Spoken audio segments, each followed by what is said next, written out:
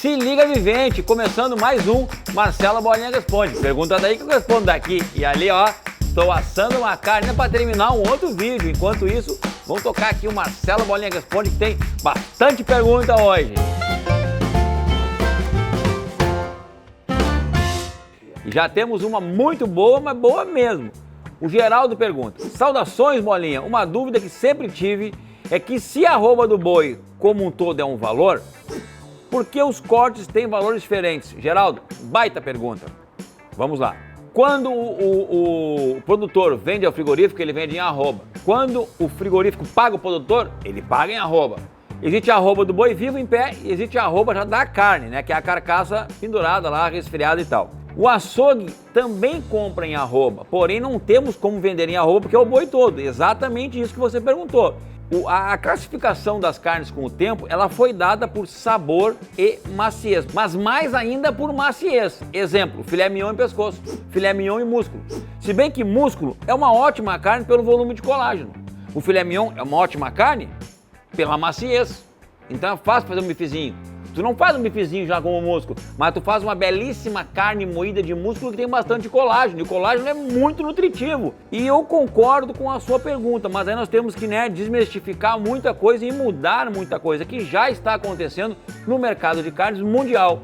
Não só no brasileiro, mas o brasileiro é um dos que necessita mais mudanças, porque nós separamos o boi em primeira e segunda.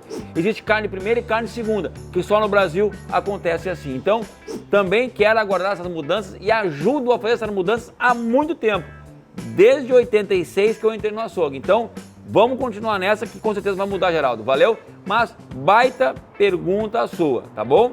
O Bruno Silveira agora. Bolinha, tem alguma diferença entre as carnes do lado esquerdo e direito do boi? É verdade que o lado que o boi fica mais tempo deitado é a carne mais dura? Isso aí não é verdade, isso é lorota, isso não existe, tá? Mas, se eu não me engano, é o lado esquerdo que o boi deita mais, tá? Então seria o esquerdo e não o direito. Isso aí é piada pra gente contar quando a gente tá no meio da carne ali, né? E fica brincando sobre o assunto, tá? Mas não. O boi ao todo, ou ele é macio, ou ele é médio, ou ele é duro, tá? Mas ao todo, não o lado esquerdo, nem o lado direito. Valeu? Roberto, mestre, qual a sugestão de assado ou receita para as festas de final de ano? Roberto, eu agradeço muito a tua pergunta, cara, mas eu não gosto de chamar de mestre, cara. Mestre pra mim é uma pessoa que já sabe tudo. Sabe tudo. E eu sei bastante, mas tudo não, meu amigo, tá? Então, Bolinha ou Marcelo tá ótimo pra mim, tá? A minha receita de final de ano é aquele leitão pequeno, de 6 quilos, que dá um leitãozinho assim, e que eu vejo nos vídeos aí, principalmente lá em Portugal e Espanha, que os pessoal pegam um prato e cortam ele pelas costas com um prato, vão quebrando todo o couro que tá pururucado. Essa é a minha dica e receita de final de ano. Um abraço, meu amigo. O Luiz pergunta: boa tarde, Bolinha. Gostaria de presentear meu pai com produtos do teu site. Vai ter alguma promoção de Natal? Luiz, não vai ter promoção de Natal porque tudo subiu muito, tá? Então nós estamos até segurando. Mas eu tenho uma dica para te dar. Vai estar tudo em até 10 vezes, sem juros, até o último dia do ano. Então, vivente, corre lá, não perca a oportunidade, hein? E o site é marcelobolinha.com.br. Te liga, vivente! O Cláudio pergunta agora: Bolinha, sou açougueiro e gostaria de saber qual é a diferença entre as chairas estriadas e lisas. Isso tem muito a ver com gosto. O que tem acontecido? Eu vejo dentro de frigoríficos, tá? O pessoal usar mais a chaira lisa, até porque as estriadas enferrujam, então é usado mais dentro de frigorífico, tá? Eu gosto da estriada, mas uma estriada bem fininha. Nas chairas estriadas bem fininhas, que são as importadas que eu uso, quando você faz assim, é muito bom. Prefiro mais que as grossas que tem no Brasil ou as lisas que tem no Brasil. E também a de cromo vanádio. Cromo vanádio, ela é bem fininha e você usa, é maravilhosa também. Que é que eu tenho usado várias vezes aqui também, que tem lá no meu site para vender. Valeu? Agora tem uma pergunta aqui da Cris. Bolinha, quais são as suas melhores e piores histórias de balcão de açougue? Podia gravar um vídeo, contando essas histórias, hein? O que tu acha? Sugestão, contar uma história breve. Bate. História breve, olha, tem muitas, mas tem muitas mesmo. Eu sempre tento contar conforme eu vou fazendo meus cursos, workshops na vida aí e no próprio Marcelo Bolinha Responde. Vou te dar uma, por exemplo, tá? Nós tínhamos a churrasqueira. que vendíamos quase 500 espetos por final de semana. Espeto, a gente contava espeto, então espeto assado, né? Então vendíamos mais de 500 churrascos de 1 quilo no espeto. Teve um cliente, né, que me pediu uma carne mais passada. Eu levantei o fogo e naquele canto ali, aí atende um, atende outro, quase torrou 8 espetos. Quando eu peguei os espetos torrados, quase tudo torrado, larguei ali na caixa para não vender. Aí fui lá pro caixa, volta para cá, vem para lá. Quando eu volto, que esse cliente teve que pegar um outro corte de espeto, um outro espeto, né, não tão passado daquele jeito, o meu vendedor de carne assada, que o apelido dele era Mergulhão, porque ele mergulhava com a colher na panela e sempre pegava as carnes do feijão, a linguiça do feijão, chamamos ele de Mergulhão. E aí o Mergulhão, ô Mergulhão, cadê as carnes que estavam torradas aqui, velho? Ih, já vendi! Como já vendeu, cara? O cliente queria o bem passado, eu vendi aquelas ali. Mas tava torrada nada, que os clientes gostaram, amaram a carne que levaram.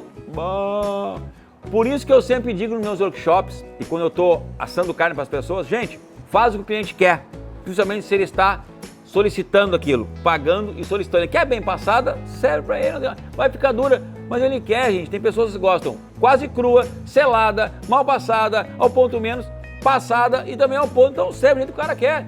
E foram vendidos todos e nunca deu reclamação. Foi elogio por aquela carne que está mais passadinha.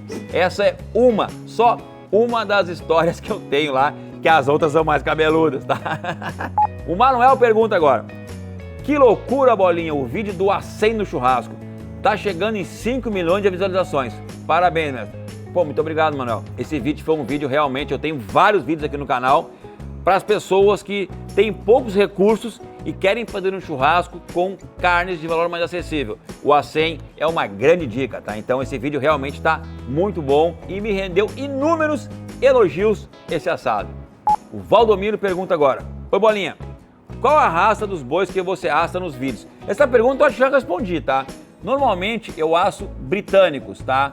E cruzas, Angus, Hereford, Braford, Brangus, Devon e suas cruzas, porque aqui no Rio Grande do Sul existe muito dessas raças. Tá? Esses dias eu fiz capa de colchão de Nelore e estava muito bom. Fiz também cupim, e os cupins é óbvio que são só de animais zebuínos, né? Também estavam muito gostosos. Então tá me faltando a oportunidade para assar mais carnes zebuínas, tá? Mas por enquanto só britânicas. Carlos Eduardo agora: mestre, outro chama de mestre. Carlos, me chama de Bolinha ou Marcelo. Me explica melhor essa técnica dos 5 segundos para assar a carne. Quando é melhor assar em menos ou mais tempo? Quando você quer deixar uma carne mais tempo e quebrar o colágeno por dentro, tipo uma raquete que eu estou assando aqui atrás, tipo uma carne que tem um nervo grande por dentro, uma paleta, deixa ela mais em cima por mais tempo. Aí o colágeno vai cozinhando e ele quebra, ele fica macio com o tempo, tá? Se você quer fazer uma carne mais mal passada, então fogo mais forte. Tostou um lado, tostou o outro, tipo no 3 a 4 segundos e não no 5, porque vai por dentro vai estar mal passado. Então é mais fácil fazer uma carne mal passada em fogo forte, tá bem? Essa, na minha opinião, é a dica mais certa que tem. O Renan quer saber qual a melhor forma de assar o tal pimentão, de preferência para deixar pronto junto com a carne para servir os vegetarianos da família. O pimentão ele não assa tão rápido, mas também não é tão demorado, digamos assim, né? Para assar junto com a carne, você vai queimar ele. Existem duas formas. Você pode abrir ele que nem uma prancha, abre ele assim, ó, tira os tampos e abre ele fica uma prancha, tá? É muito assado no Uruguai dessa forma. Ou assa ele na canoinha, mas na canoinha ele vai queimar ele todo. É interessante botar depois da carne e também tem que cuidar da caloria, senão ele queima, tá? Digamos, quando você assou um lado da carne e vai assar o outro lado, deu o segundo tombo, aí você coloca o pimentão. Na minha visão, essa é a dica mais correta que tem. Essa pergunta é do Everton. Marcelo, comprar a carne e depois congelar faz com que ela perca suculência e sabor? Sim, se você não congelou ela da forma correta. Se você não colocou ela na embalagem correta. Colocar na embalagem normal, de saco de supermercado ou de saco a vácuo, sem vácuo, só na geladeira, acaba pegando aquele gelo por dentro da embalagem, fica queimada do gelo, fica ruim, não fica boa e na hora de descongelar para fazer o assado, perde a suculência sim. Então, meu amigo, para guardar uma carne para congelar, ou você já compra congelada e se você mesmo for congelar, um saco a vácuo próprio para congelamento, aí sim, ela não vai perder nenhuma propriedade, tá? Essa é uma grande dica mesmo, que as pessoas botam em saquinho comum, saco de supermercado, saco comum, e quando descongelam a carne não é a mesma, não fica boa e nunca vai ficar. Tá legal, pessoal? Então, muito obrigado por me assistirem no Marcelo Bolinha Responde. Pergunta daí que eu respondo daqui. Um abraço vivente e ó, vai ter churrasco!